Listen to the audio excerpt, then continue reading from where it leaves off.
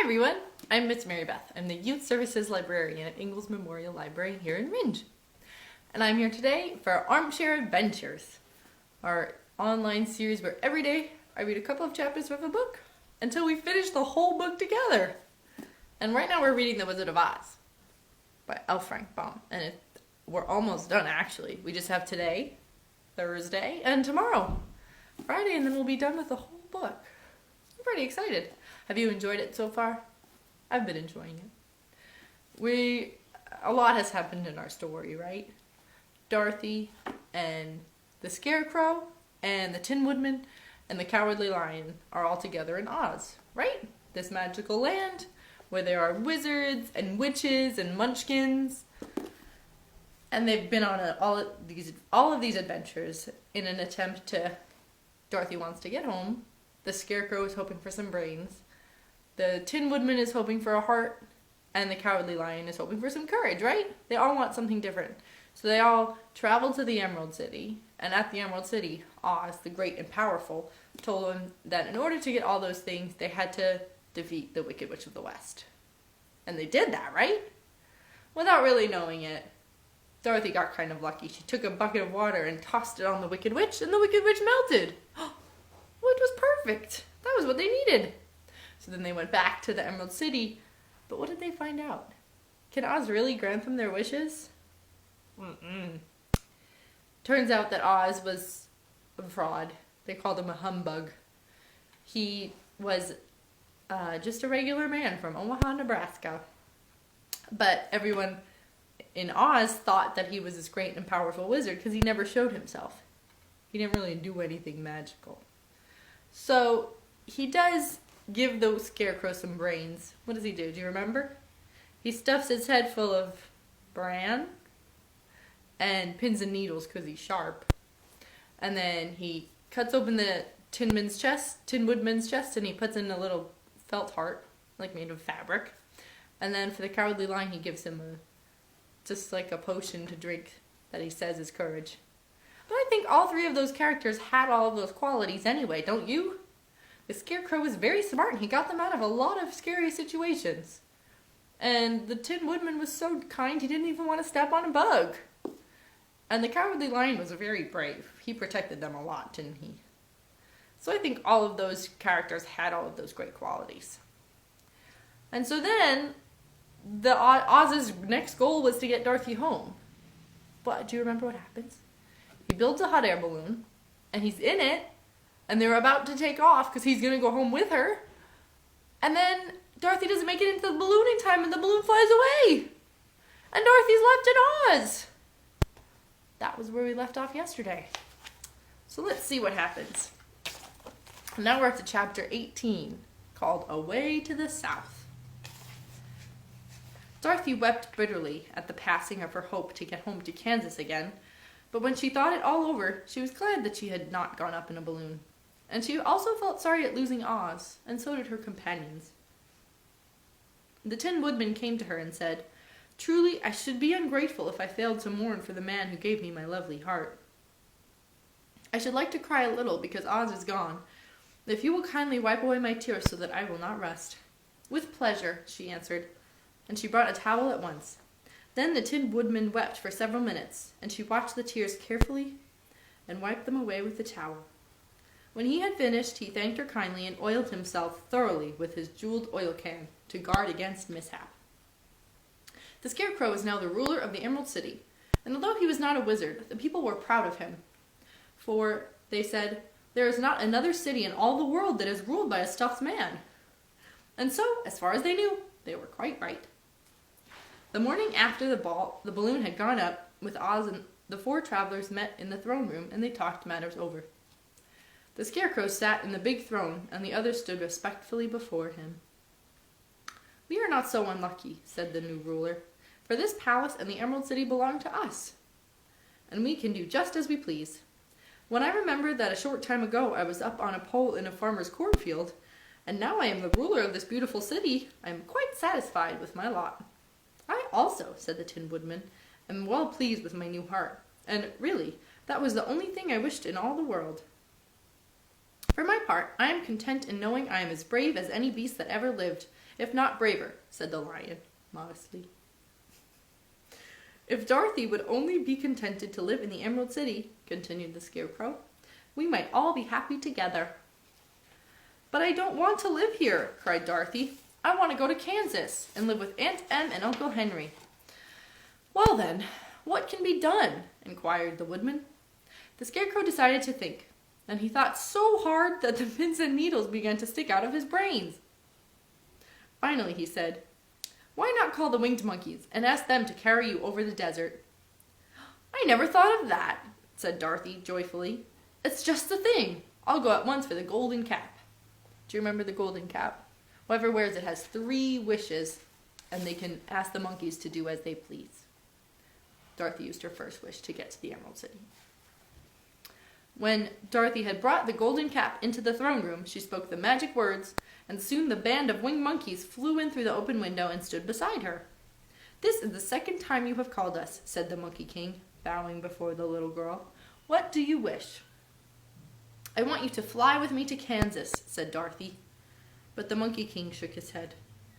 That cannot be done, he said. We belong to this country alone, and we cannot leave it. There has never been a winged monkey in Kansas yet, and I suppose there never will be, for they don't belong there. We shall be glad to serve you in any way in our power, but we cannot cross the desert. Goodbye. And with another bow, the Monkey King spread his wings and flew away through the window, followed by all of his monkeys. Dorothy was almost ready to cry with disappointment. I have wasted the charm of the golden cap to no purpose, she said, for the winged monkeys cannot help me. It is certainly too bad, said the tender-hearted woodman. The Scarecrow was thinking again, and his head bulged out so horribly that Dorothy feared it would burst. Let us call in the soldier with the green whiskers, he said, and ask his advice. So the soldier was summoned and entered the throne room timidly, for while Oz was alive, he never was allowed to come farther than the door. This little girl, said the Scarecrow to the soldier, wishes to cross the desert. How can she do so? I cannot tell, answered the soldier, for no one has ever crossed the desert, unless it is Oz himself. Is there no one who can help me? Said Dorothy earnestly. Glinda might, he suggested. Who is Glinda? Inquired the Scarecrow. She is the Witch of the South, the soldier answered.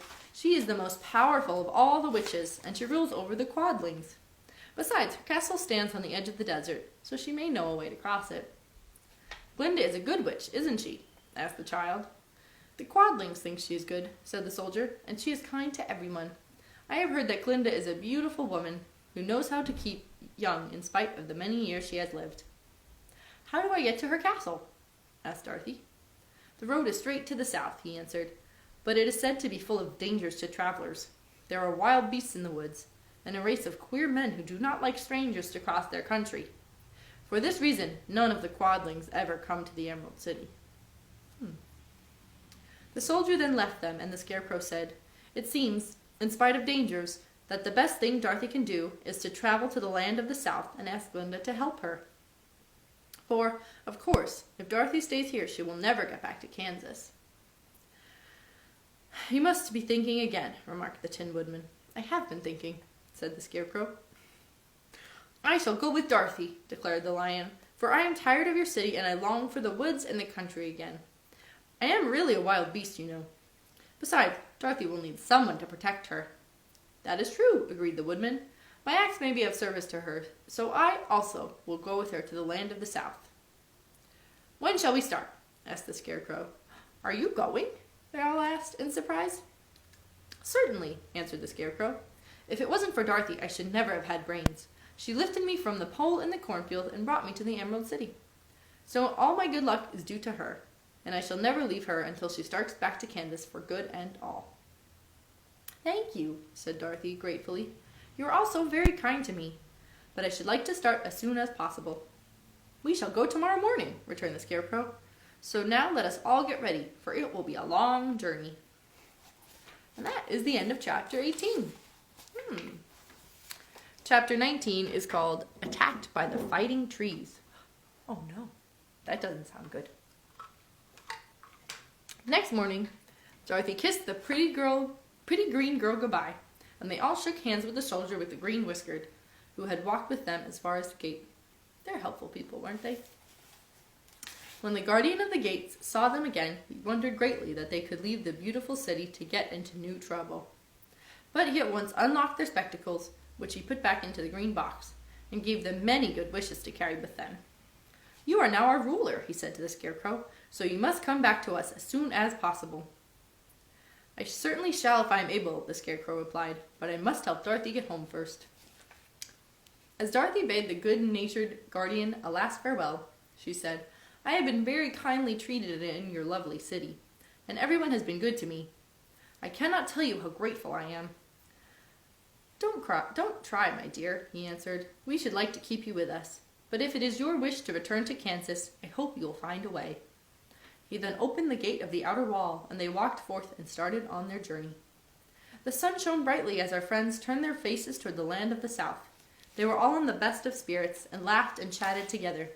Dorothy was once more filled with the hope of getting home, and the Scarecrow and the Tin Woodman were glad to be of use to her. As for the Lion, he sniffed the fresh air with delight, and whisked his tail from side to side in pure joy at being in the country again, while Toto ran around them and chased the moths and butterflies, barking merrily all the time. "City life does not agree with me at all," remarked the Lion, as they walked along at a brisk pace. "I have lost much flesh since I have lived there, and I am now anxious for a chance to show the other beasts how courageous I have grown." They now turned and took a last look at the Emerald City. All they could see was a mass of towers and steeples behind the green walls, and high above everything the spires and dome of the Palace of Oz. "Oz was not such a bad wizard after all," said the Tin Woodman, as he felt his heart rattling around in his chest. "He knew how to give me brains, and very good brains too," remarked the Scarecrow. "If Oz had taken a dose of the same courage as me," added the Lion, "he would have been a brave man." Dorothy said nothing. Oz had not kept the promise he made her, but he had done his best, so she forgave him. As he said, he was a good man, even if he was a bad wizard. The first day's journey was through the green fields and bright flowers that stretched about the Emerald City on every side. They slept that night on the grass, with nothing but the stars over them, and they rested very well indeed. In the morning they traveled on until they came to a thick wood. There was no way of going around it, for it seemed to extend to the right and left as far as they could see, and, besides, they did not dare change the direction of their journey for fear of getting lost. So they looked for the place where it would be easiest to get into the forest. The Scarecrow, who was in the lead, finally discovered a big tree with such wide spreading branches that there was room for the party to pass underneath. So he walked forward to the tree, but just as he came under the first branches they bent down and twined around him, and the next minute he was raised from the ground and flung headlong among his fellow travelers. This did not hurt the Scarecrow, but it surprised him, and he looked rather dizzy when Dorothy picked him up. "Here is another space between the trees," called the Lion. "Let me try it first," said the Scarecrow, "for it doesn't hurt me to get thrown about." He walked up another tree as he spoke, but its branches immediately seized him and tossed him back again. "This is strange," exclaimed Dorothy. "What shall we do?" "The trees seem to have made up their minds to fight us and to stop our journey," remarked the Lion. "I believe I will try it myself," said the Woodman, and shouldering his axe he marched up to the first tree that had handled the Scarecrow so roughly. When a big branch bent down to seize him, the Woodman chopped at it so fiercely that he cut it in two. At once the tree began shaking all its branches as if in pain, and the Tin Woodman passed safely under it. "Come on," he shouted to the others. "Be quick." They all ran forward and passed under the tree without injury, except Toto, who was caught by a small branch and shaken until he howled. But the Woodman promptly chopped off the branch and set the little dog free. The other trees of the forest did nothing to keep them back, so they made up their minds that only the first row of trees could bend down their branches, and that probably these were the policemen of the forest, and given this wonderful power in order to keep the strangers out of it. The four travelers walked with ease through the trees until they came to the farther edge of the wood. Then, to their surprise, they found before them a high wall which seemed to be made of white china. It was smooth like the surface of a dish, and higher than their heads. "What shall we do now?" asked Dorothy. "I will make a ladder," said the Tin Woodman, "for we must certainly climb over the wall." And that is the end of that chapter. That was chapter 19. Now we're up to chapter 20. And that chapter is called The Dainty China Country. While the woodman was making a ladder from wood, which he found in the forest, Dorothy lay down and slept, for she was tired by the long walk. The lion also curled himself up to sleep, and Toto lay beside him. The Scarecrow watched the woodman while he worked, and said to him, "I cannot think why this wall is here, nor what it is made of." "Rest your brains, and do not worry about the wall," replied the woodman. "When we have climbed over it, we shall know what is on the other side." After a time, the ladder was finished. It looked clumsy, but the Tin Woodman was sure it was strong, and would answer their purpose. The Scarecrow walked Dorothy and the lion and Toto, and told them that the ladder was ready. The Scarecrow climbed up the ladder first, but he was so awkward that Dorothy had to follow close behind and keep him from falling off. When he got his head over the top of the wall, the Scarecrow said, "Oh my!" "Go on," exclaimed Dorothy. So the Scarecrow climbed farther up and sat down on top of the wall. And Dorothy put her head over and cried, "Oh my!" just as the Scarecrow had done. Then Toto came up and immediately began to bark, but Dorothy made him be still. The lion climbed over the ladder next, and the Tin Woodman came last, but both of them cried, "Oh my!" as soon as they looked over the wall. When they were all sitting in a row on top of the wall, they looked down and saw a strange sight. Before them was a great stretch of country, having a floor as smooth and shining and white as the bottom of a big platter. Scattered around were many houses made entirely of china, and painted in the brightest colors. These houses were quite small, the biggest of them reaching only as high as Dorothy's waist. They must have been so tiny. There were also pretty little barns, with china fences around them, and many cows and sheep and horses and pigs and chickens, all made of china. They were all standing about in groups. But the strangest of all were the people who lived in this queer country. There were milkmaids and shepherdesses, with bright-colored bodices and golden spots all over their gowns, and princesses with the most gorgeous frocks of silver and gold and purple, and shepherds dressed in knee breeches with pink and yellow and blue stripes down them, and golden buckles on their shoes, and princes with jeweled crowns upon their heads, wearing fancy robes and satin doublets, and funny clowns in ruffled gowns, with red spots on their cheeks and tall pointed caps. And, strangest of all, these people were all made of china, even to their clothes, and they were so small that the tallest of them was no higher than Dorothy's knee. And Dorothy's a little girl, so her knee isn't very high, is it? These people must have been very small. No one did so much as look at the travelers at first, except one little purple china dog with an extra large head, which came to the wall and barked at them in a tiny voice, and ran away afterwards. "How shall we get down?" Dorothy asked. They found the ladder so heavy that they could not pull it up, so the Scarecrow fell off the wall and the others jumped down upon him, so that the hard floor would not hurt their feet. Of course they took great pains not to land on his head and get the pins in their feet. When they were all safely down, they picked up the Scarecrow, whose body was quite flattened out, and patted his straw into shape again. "We must cross this strange place in order to get to the other side," said Dorothy, "for it would be unwise for us to go any other way except due south." They began walking through the country of the China people, and the first thing they came to was a China milkmaid milking a China cow. As they drew near, the cow suddenly gave a kick, and kicked over the stool, the pail, and even the milkmaid herself, all falling on the china ground with a great clatter. Dorothy was shocked to see that the cow had broken her short leg off, and that the pail was lying in several small pieces, while the poor milkmaid had a nick in her left elbow. "There!" cried the milkmaid angrily. "See what you have done! My cow has broken her leg, and I must take her to the mender's shop and have it glued on again. What do you mean by coming here and frightening my cow?" "I'm very sorry," returned Dorothy. "Please forgive us." Here's the milkmaid. Here's a picture. Look how tiny they are in comparison to Dorothy. I can understand why she's upset. Hopefully she can get it fixed. The pretty milkmaid was much too angry to make any answer to Dorothy. She picked up the leg sulkily and led her cow away, the poor animal limping on 3 legs. As she left them, the milkmaid cast many reproachful glances over her shoulder at the clumsy strangers, holding her nicked elbow close to her side. Dorothy was quite upset at this mishap. "We must be very careful here," said the kind-hearted woodman. or we may hurt these pretty little people so that they will never get over it." A little farther on, Dorothy met a most beautifully dressed young princess, who stopped short as she saw the strangers and started to run away. Dorothy wanted to see more of the princess, so she ran after her, but the China girl cried out, "Don't chase me! Don't chase me!" She had such a frightened little voice that Dorothy stopped and said, "Why not?" "Because," answered the princess, also stopping a safe distance away, "if I run, I might fall down and break myself." "But could you not be mended?" asked the girl. "Oh, yes, but one is never so pretty after being mended, you know," replied the princess. "I suppose not," said Dorothy. "Now there is Mr. Joker, one of our clowns," continued the China lady, "who is always trying to stand upon his head.